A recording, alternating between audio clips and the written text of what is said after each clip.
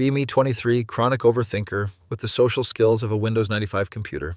Meet Kendall at university psychology class. She's the type of girl who wears oversized hoodies and quotes TikTok philosophers. Somehow she starts talking to me after I accidentally said based out loud during a lecture about Freud. My autism levels are rising, but she thinks it's quirky. We start hanging out. She comes over to play my Nintendo 64. Kendall beats me at Mario Kart, and I'm somehow more attracted to her. 3 weeks in, she says she loves me while we're watching some Netflix anime. My heart does the Windows XP startup sound. Finally, someone gets my references to obscure 2000s cartoons. We're official now, posting cringe couple photos on social media. Everything seems perfect except she's always on her phone. Kendall says she's networking for her future psychology career. Whatever that means, I trust her because I'm an idiot. Start noticing she gets really secretive when texts come in. Phone face down, quick swipes, the whole suspicious girlfriend starter pack. My best friend Mark starts acting weird around me too. Dude won't make eye contact, keeps checking his phone during our usual gaming sessions. Mark used to be the type to roast me for everything. Now he's being weirdly nice. Keeps offering to buy me energy drinks and asking how things are going with Kendall. Red flags everywhere, but my brain is running on Internet Explorer. One day, Kendall comes over, says she needs to tell me something important. My brain immediately goes to worst-case scenarios. She sits me down on my gaming chair, takes my hands. Anon, I love you so much. Relief floods through me like when you finally beat a Dark Souls boss. You're the sweetest guy I've ever dated. Her phone buzzes on my desk. Screen lights up and I see Mark at the top. Kendall doesn't notice, still talking about how much she cares about me. Can't help but glance at the notification preview. Can't wait to see you tonight, babe. Anon has no idea. My soul leaves my body and goes to play Tetris in the afterlife. Kendall is still holding my hands, telling me she loves me. Meanwhile, her phone is literally displaying evidence of her cheating. The cognitive dissonance is making my brain lag like dial-up internet. She finally notices I'm staring at her phone. Oh, that's just Mark. We're working on a group project. At 11 p.m. on a Friday. Sure, Kendall. What kind of project requires you to call someone babe? Her face goes through more expressions than a broken emoji keyboard. Kendall tries to grab her phone, but I'm faster for once in my life. Unlock it, because her passcode is just 1234, like an idiot. Scroll through their conversation.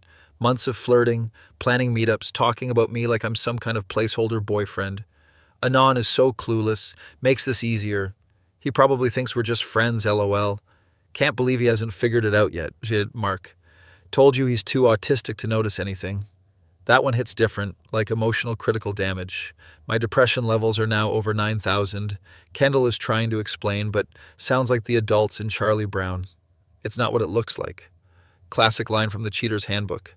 Mark and I are just really close friends. Close enough to plan secret dates while you're telling me you love me, apparently. She starts crying, saying she never meant for this to happen. You don't understand the connection Mark and I have. It's like spiritual or whatever. Remember, she's been borrowing my Netflix account for months. She pulls the "you're too good for me" card. I don't deserve someone as pure as you. Purity is when you don't notice your girlfriend cheating for 3 months, apparently. Mark texts her while she's mid-breakdown. Are we still on for tonight? Kendall looks at me with the audacity of a cryptocurrency salesman. Can we talk about this tomorrow? I already made plans. The lion, the witch, and the audacity of this woman tell her to get out of my apartment. She takes her phone charger and starts to grab her textbook. Leave it. You obviously don't need it anymore. She's already mastered psychological manipulation without studying. Also leaves her favorite hoodie, the one she always wore when cuddling. Now it just sits there mocking me like textile evidence of betrayal.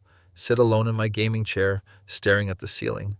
My ancestors are probably face-palming in the afterlife. Order pizza because emotional devastation makes me hungry. Delivery guy asks if I'm okay because I probably look like a rejected anime protagonist. Rough day, bro. Yeah, you could say that, random pizza man. 3 hours later, Mark texts me. Hey man, heard what happened, coming over. This dude has the nerve to act concerned after planning secret dates. Shows up with energy drinks like that fixes anything. Bro, you seem upset, want to talk. Oscar-worthy performance from someone who was texting my girlfriend an hour ago. Tell him I know about Kendall. Mark's face goes through the 5 stages of grief in real time. It just happened, man. We didn't mean for it to go this far. Apparently they've been emotionally cheating since week 2 of our relationship. She said you guys weren't that serious. We were together for 3 months and she met my parents. My mom even made her favorite cookies when she visited. Mark tries the bros before hoes speech, rich coming from someone who chose the hoe over the bro. You deserve better anyway. Thanks for the life advice from my backstabbing best friend. Kendall said you were probably going to dump her soon anyway. So now they're predicting my behavior to justify their cheating. Mark tries to justify it with some nonsense about how they just clicked. We have the same taste in music and movies.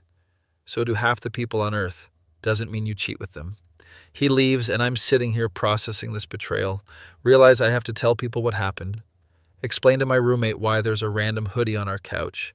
She was cheating on you while telling you she loved you. That's some advanced level manipulation. Thanks, roommate. Really needed that psychological analysis. Kendall texts me later that night. I hope we can still be friends. Sure, let's be friends like how the Titanic and the iceberg are friends. She starts dating Mark officially 2 days later, posts couple photos with captions about finding real love. My mental health is now running on Windows Vista. See them together at the campus coffee shop a week later. Kendall waves at me like nothing happened. Mark won't even look in my direction. They're sharing a muffin, and it's somehow more offensive than their entire relationship. 3 weeks later, Kendall texts me, asking if I want to hang out as friends. Mark is busy with work stuff. So I'm the backup plan for when her main character is unavailable. Tell her I'd rather gargle with battery acid. She responds with, "Wow, you're really immature." Coming from someone who was texting her side piece while confessing love to me, Kendall starts telling people I was emotionally unavailable. Apparently not noticing your girlfriend's cheating makes you emotionally unavailable. Mutual friends start asking me what really happened. Tell them the truth and watch their faces process the information. She was texting him while telling you she loved you. That's psychopathic behavior. At least someone gets it. Mark and Kendall break up 2 months later. Apparently Mark found out she was also talking to some guy from her art class. The irony is so thick you could cut it with a butter knife. She texts me saying she made a huge mistake. You were the one who really understood me. Funny how understanding works when your other options disappear. Can we try again? I've changed. Sure, and I've developed the ability to fly. She keeps messaging me about how sorry she is, sends me a 5-paragraph essay about personal growth. Sounds like it was written by an AI that only learned English from therapy, Instagram posts. I realize now that I was just scared of real intimacy. Scared enough to have intimate conversations with my best friend behind my back. Mark never really got my sense of humor like you did. Probably because he was too busy planning secret dates to appreciate your comedy. Block her number and her social media accounts. My phone feels lighter without the weight of her manipulation. Start going to therapy because this whole situation messed with my trust issues. Therapist says I have remarkably healthy boundaries for someone who just experienced betrayal. Guess my autism comes in handy. For something. Mark tries to apologize months later at a mutual friend's birthday party. Things got complicated, bro. Complicated like a Rubik's Cube, or complicated like basic human decency. Tell him we're not bros anymore. He's been demoted to acquaintance. He looks genuinely surprised that actions have consequences. I thought you'd be over it by now. Sure, let me just forgive years of friendship being flushed down the drain. Kendall said you wouldn't care that much. So now my ex-girlfriend was predicting my emotional responses. The manipulation runs deeper than a philosophy major's pretension. Move on with my life. Start focusing on my hobbies again. Turns out I have more free time when I'm not being gaslit daily. Join a gaming group where nobody knows about my tragic backstory. Actually start enjoying things again. Without analyzing every interaction. Meet someone new eventually. Someone who doesn't text other guys while holding my hand. She thinks the Kendall story is wild when I eventually tell her. She said she loved you while the evidence was literally on screen. That's some next-level audacity. Exactly what I've been saying. Kendall and Mark get back together 6 months later. They deserve each other, like pineapple deserves pizza. Sometimes I see them around campus. They look miserable. Kendall waves at me like we're old friends. I pretend to be very interested in my phone screen. She probably tells people I'm bitter. Not bitter, just have standards higher than the Mary in a trench. Learn that love isn't supposed to come with a side of deception. Also learn to trust my gut when something feels off. My autism might make me miss social cues, but it's great at detecting lies. Kendall texts me every few months when she's drunk. I miss what we had. What we had was you cheating on me with my best friend. If you miss that, then your memory needs more help than your relationship skills. She starts following my social media again on different accounts, likes my old photos from when we were dating. The audacity could power a small city. I post a photo with my new girlfriend. Kendall comments, "She's cute, hope she knows what she's getting into." The passive aggression is strong with this one. Block the new account and continue living my life. Sometimes wonder what would have happened if I never saw that text. Probably would have wasted more time being lied to. Dodged a bullet shaped like a psychology major with commitment issues. Kendall becomes one of those girls who posts quotes about toxic relationships. Ironic since she was the toxic waste in mine. Last I heard she's studying to be a therapist. God help her future clients. Mark tries to add me on social media occasionally. Always decline. Some bridges are meant to stay burned. Learn that real friends don't plan secret dates with your girlfriend. Also learn that real girlfriends don't have secret dates to plan. Living my best life now, playing video games and not getting emotionally manipulated. Kendall was right about one thing though. I am too good for her, way too good. Be me, 42, doomer who peaked in high school emotionally. Carry Violet's photo in my wallet like some kind of shrine keeper. She died 12 years ago from cancer, but my brain hasn't updated its software. Promised each other we'd get married when we were 17 and stupid. Thought love was forever back then, before reality installed its updates. Work at a dead-end office job, same cubicle for 8 years.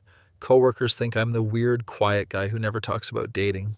Little do they know, I'm still mentally dating a ghost. Every morning I look at her photo before getting out of bed. Morning Violet, another day in this simulation. She's frozen at 22, blonde hair, smile that could debug my depression. Meanwhile, I look like I've been rendered on a broken graphics card. Violet used to laugh at my stupid jokes, said I was funnier than I thought. Now my humor is darker than my under-eye circles. Tried dating apps a few years back, lasted exactly 3 conversations. What are you looking for? Someone who died a decade ago, apparently. Delete the apps, go back to my comfortable misery. Friends stopped trying to set me up after the incident at Jessica's wedding. Spent the whole reception explaining why modern dating is inferior to what Violet and I had. You guys don't understand, she got my references to obscure 90s cartoons. Apparently that's not normal wedding conversation. Live alone in the same apartment we were supposed to share. Kept her favorite mug on the kitchen counter for years. Finally moved it to the cabinet last month. Felt like betrayal. Violet always said she wanted kids, 2 of them, maybe a dog. Instead, I have a houseplant that's slowly dying despite my efforts. Metaphor so obvious it hurts. Weekends are the worst, used to spend them planning our imaginary future. Now I just sit in grocery stores watching couples argue about cereal brands. At least they're arguing together. Pathetic but somehow comforting. Violet's family stopped inviting me to things after year 5. Her mom said I needed to move forward with my life. Easy to say when your daughter isn't permanently 22 in your head. Still have her voicemails saved on an old phone. Listen to them when the loneliness gets too heavy. Hey babe, just wanted to hear your voice. Her voice sounds younger every time I play it. Coworkers try to include me in after-work activities. Come on, man, live a little. If only they knew how much living I've already done. Spent 10 years loving someone, 12 years grieving them. That's more emotional labor than most people do in a lifetime. Violet used to leave little notes in my backpack. Have a good day, weirdo. Found one in an old textbook last year.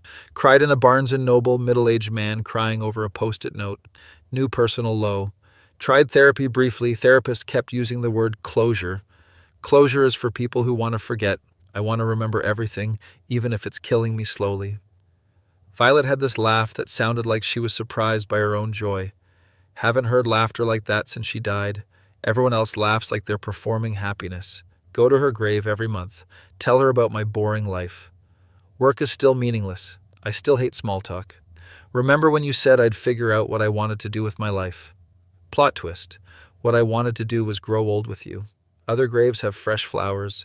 Mine just has my awkward monologues. Violet's favorite season was autumn. Said the dying leaves were beautiful. Now autumn just reminds me that everything ends.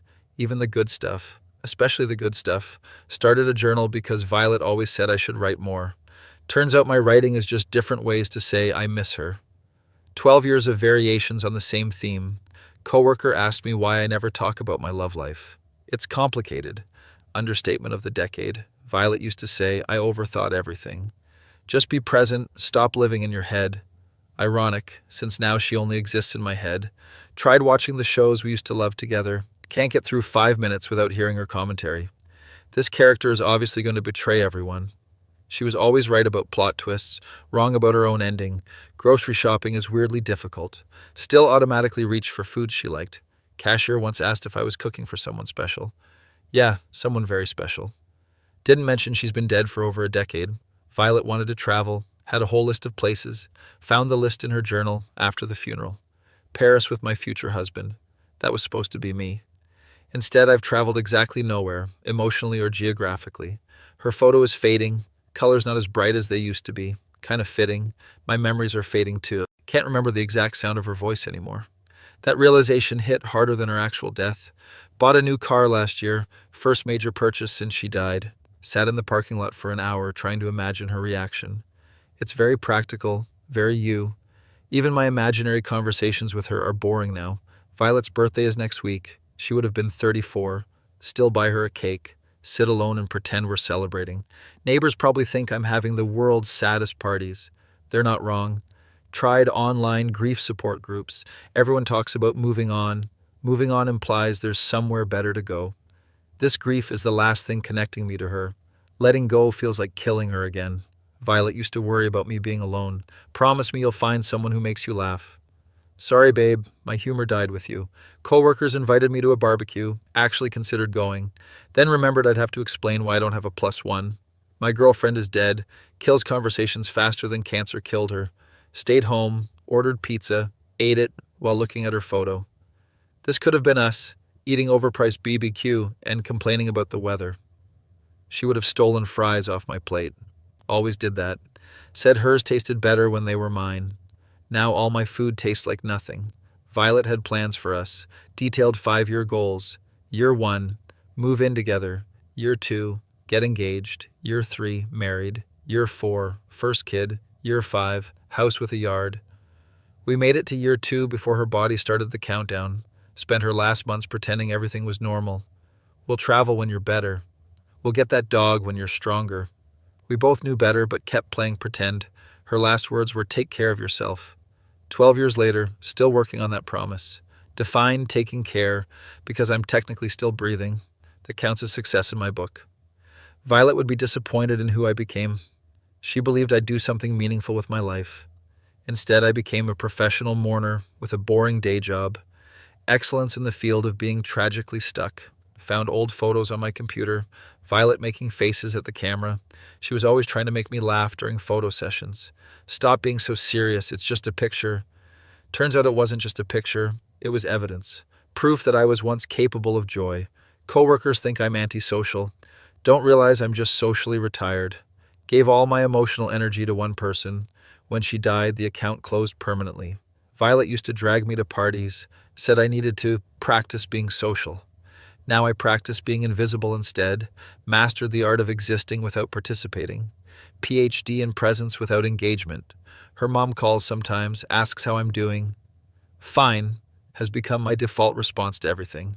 How's work? Fine. How's your health? Fine. How's your heart? Fine. Fine is the most overused lie in the English language. Violet's mom says she sees her daughter in my eyes sometimes. That's probably the grief reflecting back. We're both looking for her in places she'll never be again.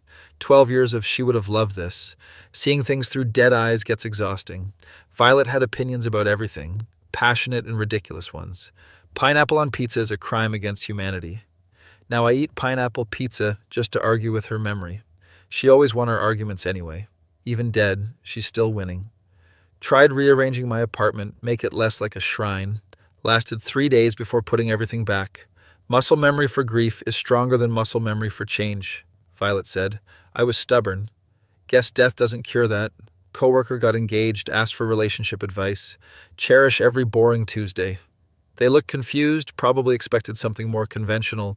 Boring Tuesdays with the right person are better than exciting Saturdays, alone. Violet and I had epic boring Tuesdays, grocery runs and laundry folding and complaining about TV shows. Mundane intimacy is the good stuff. Nobody tells you that when you're young and stupid. Found her engagement ring in my sock drawer. Bought it the week before diagnosis. Never got to propose.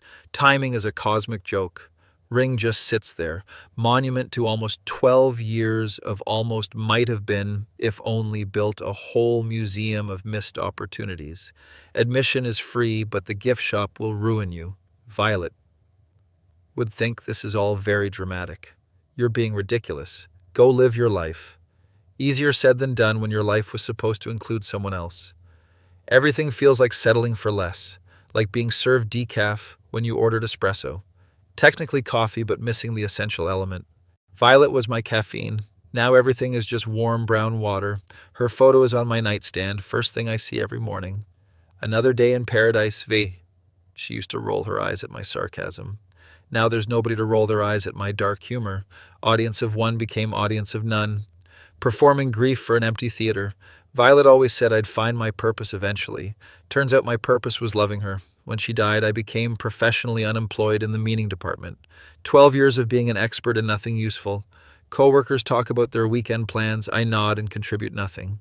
My weekend plans: stare at walls, remember better times, sometimes mix it up and stare at different walls, living on the edge of excitement over here. Violet would mock my newfound boring lifestyle. Remember when you wanted to be spontaneous? Spontaneity died with her. Now I plan my sadness in advance. Very organized grief. She'd appreciate the efficiency. Her favorite movie was some romantic comedy from the 90s. Tried watching it last month. Turned it off after 10 minutes. Happy endings feel like personal attacks now. Fiction is too optimistic for my current operating system. Violet believed in happy endings, even during chemo. This is just a plot twist, not the ending. Turns out she was wrong about that too. Or maybe the happy ending was the time we had together. Sounds like something she'd say to make me feel better. Even dead, she's still trying to fix my pessimism. That's love that survives beyond biological limitations. Violet exists now only in my capacity to remember her, which means when I die, she dies again. No pressure or anything. Responsibility of being someone's only remaining evidence. Monument keeper for a population of one. Violet deserved better than this amateur memorial service. She deserves someone who could move on and honor her memory properly. Instead, she got me, professional grief collector. Still, 12 years later, she's the best thing that ever happened to me. Even the losing her part. Better to have loved and lost than to never have experienced Violet. That's not comforting, just mathematically accurate. She was worth the decades of missing her. Still would choose her again, knowing how it ends. Love. Like that doesn't come with expiration dates. Just because she's dead doesn't mean we broke up.